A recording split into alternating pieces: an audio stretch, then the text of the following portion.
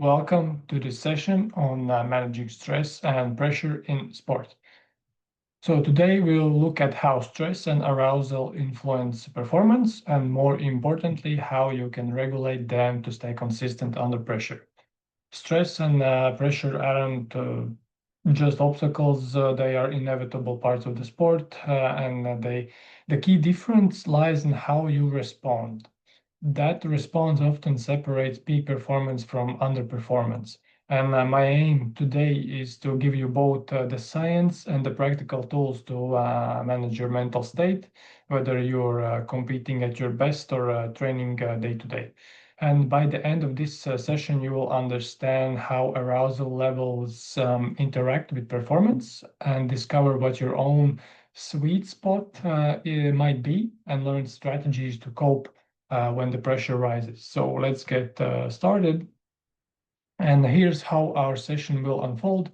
Foundations, we will start by defining stress, arousal, and anxiety, and make sure we're clear on the key concepts. And then we will put the theory in action, and we will explore models such as the inverted U hypothesis and the individual zone of optimal functioning model to see how performance is shaped by each athlete's unique arousal curve.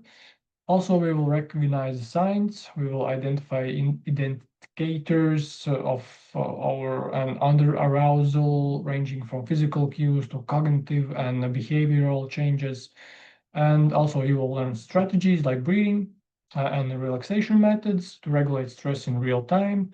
Also, we will tackle here the challenge of pressure and choking, looking at the theories such as conscious processing and attentional control theories backed by modern research, and also applications and practice, of course. We will wrap up with demonstrations and homework you can take away to apply these tools immediately.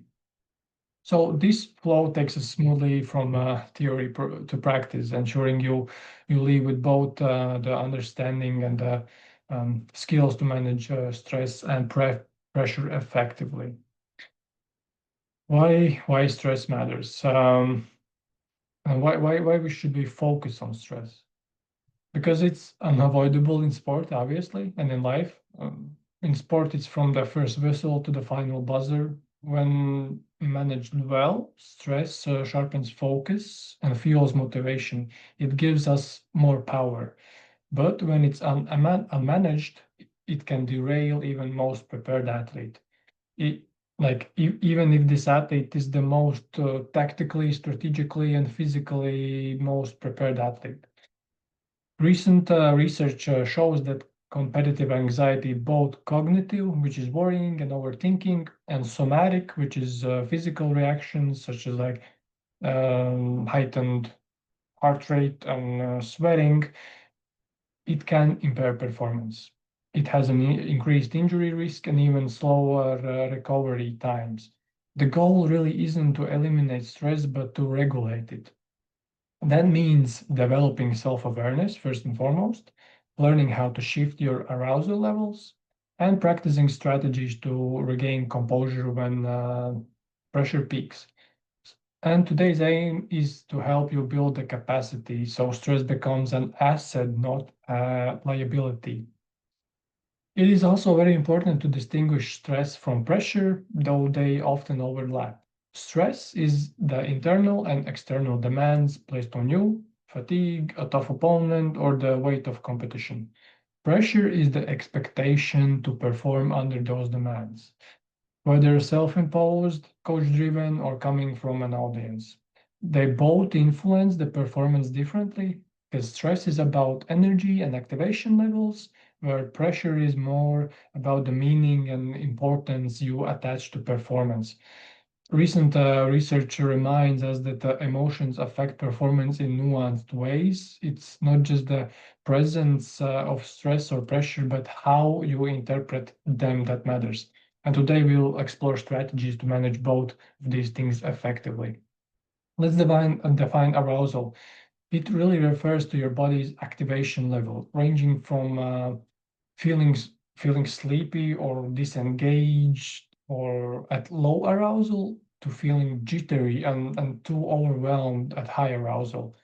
The inverted U theory, or some people call it the hypothesis, it illustrates that if there's too little activation, you're sluggish and unfocused. If there's too much of this activation, too much of the arousal, you're anxious and distracted. You become really easily distracted.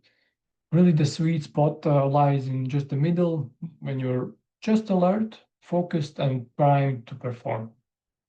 Recognizing where you sit in the curve, which I'm going to show you in the next slide, is very crucial. It allows you to modulate your activation, ramping it up when you're flat, or dialing it a bit down when you're overstimulated.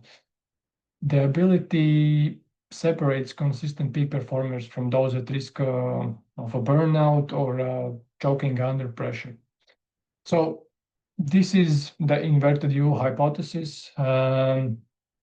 As this arousal increases, performance initially improves. Beyond an optimal point, further arousal causes performance to decline. And also research supports this pattern. For example, research found this one paper, which was published by Arendt and Manders. They found that performance on a simple task peaked at around 60 to 70% of maximum arousal. So a bit more than a half. But it declined once arousal rose beyond that range, so above this 70%. This model really is a useful guide, but it's not a one-size-fits-all thing. Optimal arousal really depends on both the complexity of the task and the individual differences. Think of the inverted U curve or hypothesis or theory as a starting point, not just like a universal rule. It is useful, but its simplicity really sometimes can be a weakness, because this model assumes that there is such thing as universal arousal performance curve, when in fact athletes really respond very differently to stress. For example, complex tasks often require lower arousal than simple ones. This model is critiqued by multiple things, and one is pointing out that people react differently to arousal, to stress, and that complex tasks may really require different levels of arousal. In reality, this optimal performance is very subjective and dynamic, ever-changing, and it is shaped by individual differences and context. That's where more personalized models, such as the individual zone of optimal functioning, become very valuable. And actually, before we move to the next model, here is a rare piece of empirical evidence supporting this inverted U model. There was run a controlled experiment with college athletes performing a reaction time task where exercising at different arousal levels. The finding of this research was that performance really peaked, as I mentioned before, around that 60-70% of maximum arousal, and then it declined as the arousal kept on climbing. The significance is that this links physical arousal, elevated heart rate, for example, directly to cognitive motor performance. So I think the lesson that you really can take away from this paper is that for simple task, more arousal isn't always better. There's a physiological sweet spot. For athletes, the exact zone may shift, but the principle really remains the same, that you need enough arousal to ignite the mind and body system, to make the mind and body mobilize to perform, but not so much that it overloads the performance. And here comes the eyes-off model, or the individual zones of optimal functioning model, which suggests that every athlete has a personalized zone of optimal functioning, a range of arousal and emotional states where they perform at their best. Step outside this zone and performance declines. At 2023, there has been published this paper which highlights that this model captures the probabilistic and subjective nature of the emotion.